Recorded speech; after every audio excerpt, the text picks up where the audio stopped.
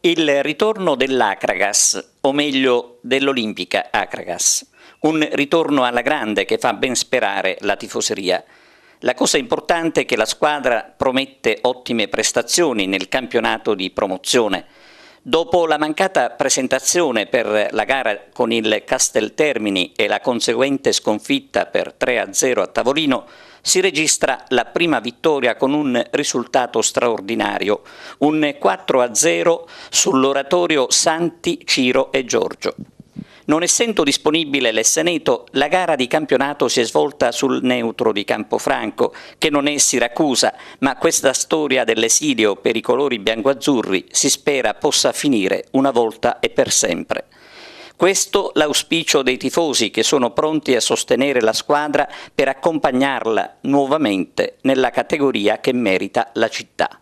Olimpica Akragas, Oratorio San Ciro e Giorgio, siamo col tecnico della nuova Akragas, la chiamiamo così, Giovanni Falzone, un volto molto conosciuto nella nostra provincia, allenato in varie squadre della provincia, sempre con ottimi risultati. Giovanni, importante era iniziare e poi alla fine avete iniziato con un 4-0, quindi bene. Sì, siamo stati fortunati a sbloccare subito il risultato e poi i ragazzi hanno raddoppiato, triplicato e poi il quarto gol.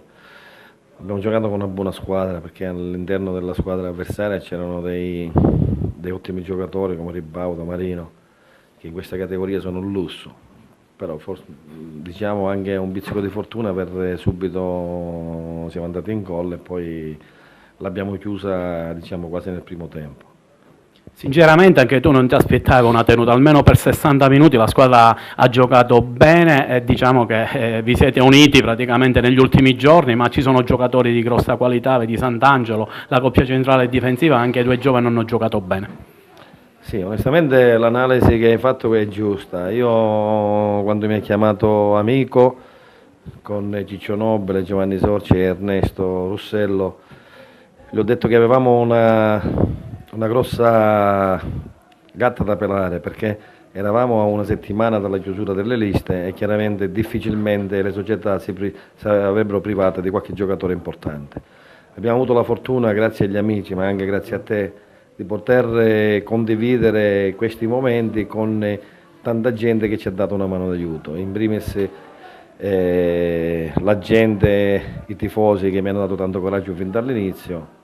Ci siamo allenati giorno dopo giorno, abbiamo preso un giocatore ogni pomeriggio, a volte 2, a volte 3, a volte 4, ma anche io non immaginavo che già dalla prima giornata con una buona squadra vincere 4-0 è un risultato rotondo, però che ci fa ben sperare per il proseguo. Questa squadra ha solo bisogno della condizione fisica, poi abbiamo le qualità per poter ben figurare almeno fino al girone d'andata con questa squadra e poi nel ritorno.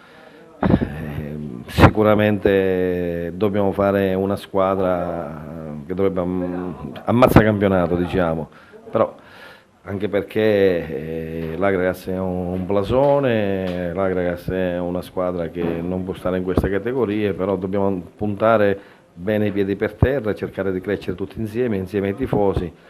E principalmente un augurio che qualche grosso imprenditore si avvicina a noi per darci una mano per poter essere protagonisti non solo quest'anno e magari anche nei prossimi anni.